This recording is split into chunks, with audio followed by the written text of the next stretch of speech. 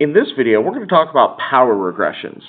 And this is just another type of regression that goes along with ones that we've already talked about. However, since we're talking about power functions in this unit, it is appropriate to talk about these here. It is very similar with how we work these as we did before. It works very similar as the linear regression, the quadratic, or the exponential regressions as far as what we type into the calculator or how we type into the calculator. Now, the power regression looks like that. It's y equals a times x to the b power. In this case, the a is the constant multiplier or a constant factor. Okay, it's always going to be multiplying whatever it is we're raising to a power. B is going to be the exponent. It will always be the same, okay, throughout the problem. Now, what's going to change this time is what it is that we're taking to a power. So the factor stays the same, the exponent stays the same, but what it is that you're raising to a power is what's going to be different. So here is an example problem. The data I'm going to show you represents the lengths and midshaft diameters of humerus bones in African antelopes, and these are both measured in millimeters. So what I would do is I would hit Stat and then Edit on my calculator and key in that data. So I would hit Stat and then Edit and type in that data.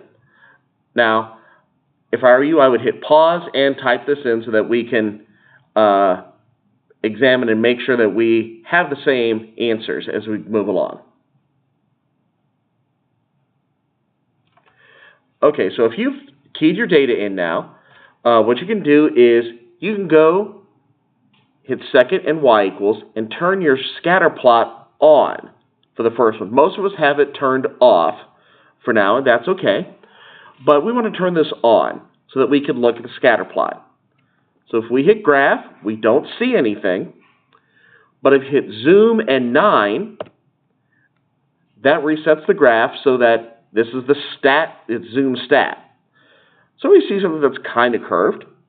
All right. Now, this I know does not really help us, all right, as far as determining what kind of regression it is. However, looking at this when we test out our equation is going to be helpful. So I'm going to hit Stat, go to Calc, and I'm going to scroll down. And this one's a little bit further down. It's power regression, P-W-R-R-E-G. So I'm going to hit Enter twice. Okay. And there is my equation. So I'm just going to jot that down. It says determine the regression model. Well, that's what it means. It means get it from the calculator. So we get y equals 24.13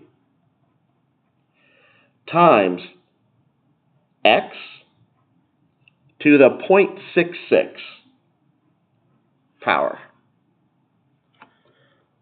So what I'm going to do now is I'm going to take that equation and I'm going to type that into my y equals just to see how good of a match it is. Then x to the 0.66. We're just going to hit graph now. Now, this looks like it's going through those points pretty well there, so I feel really good about that. So now what they want us to do is answer a few questions about this. Now, most of these are going to be pretty straightforward. In this case, the first question asks, what length corresponds to a diameter of 84 millimeters? Well, I look up here, diameter is the x value, so I just need to put 84 in for x, and then see what the calculator gives me. So that's what I'm going to do right now. 24.13 times 84 to the 0.66. and it tells me that the length of the humerus bone, okay, would be 449.35 millimeters.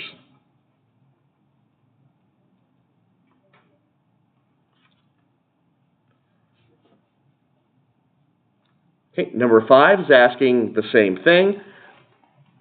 Okay, they want to know what length, what output would we have if we had a diameter of 47, if the input were 47. I'm just going to do that again.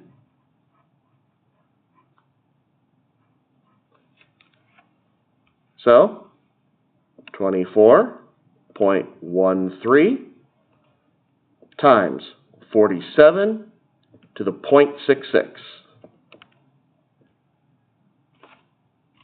And I get 306.30.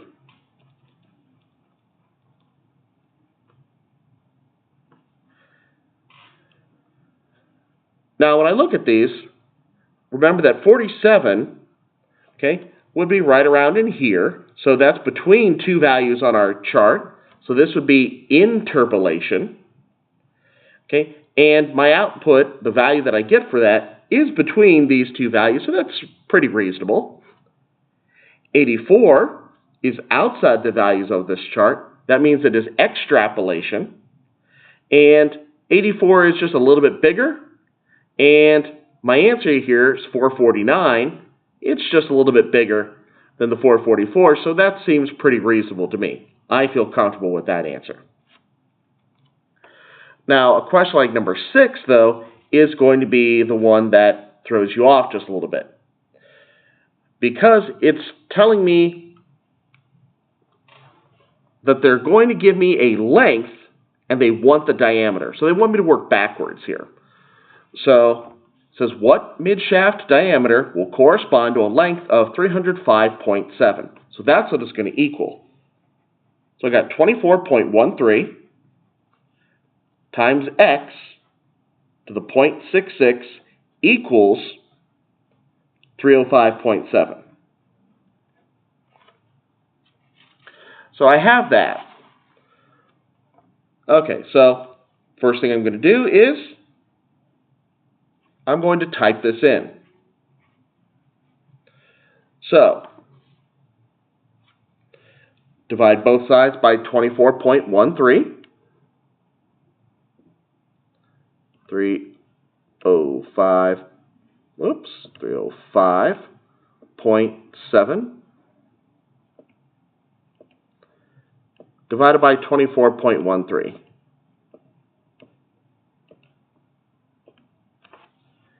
So I get 12.66.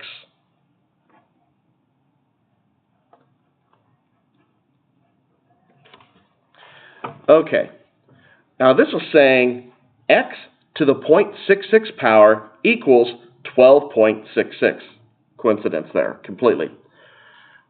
So the opposite of raising something to a power, because I need to get x by itself, is to take that root.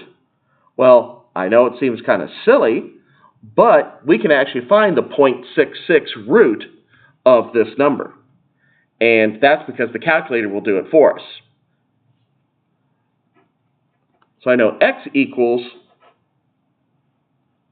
the 0.66 root of 12.66. Now here's how I'm going to do it. I'm going to start by typing in 0.66 because that is the root that I want. And then I'm going to go to math. I'm going to choose number 5.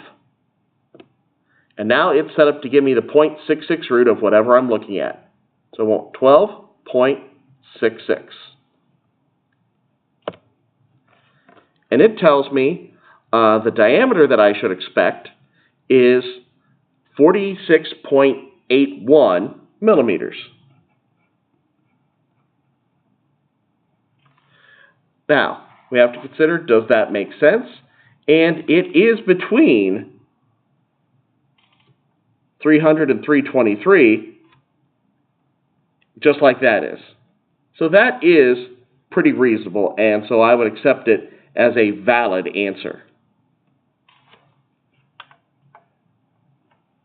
That's the end of this video. You can go ahead and complete the few problems that are in the packet that go along with this. Thanks for watching.